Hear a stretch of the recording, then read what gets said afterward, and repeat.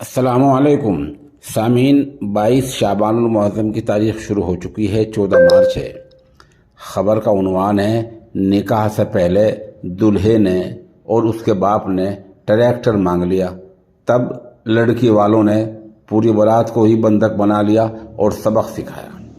मामला मगरबी उत्तर प्रदेश के ज़िला शामली के गांव कुल्हेड़ी का है, जहां आज ही मंगल के दिन बारात गई थी और ऐन निकाह से पहले दूल्हे ने उसके बाप ने ट्रैक्टर का मुतालबा किया।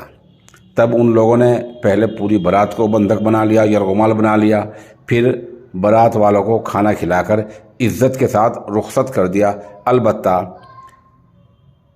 दूल्हा, उसका बाप, भाई जो मेन बाराती होते हैं, उनको बिठा लिया है। गांव में पंचायत फिलहाल जारी है। उधर लड़की वालों का कहना यह है कि हम इससे पहले ही 3-4 लाख रुपए का सामान दे चुके हैं, हम इस हैसियत में नहीं हैं कि ट्रैक्टर दे सकें। फिलहाल रात के 9 बज रहे हैं, पंचायत वहाँ चल रही है। इस खबर के लिए मुफ्ती नूर हसन जोलवी हमारे राब्ते में हैं। खबर जैसे जैसे अपडेट होती जाएगी हम आपको इंशाअल्लाह उससे मुत्तला करते रहेंगे।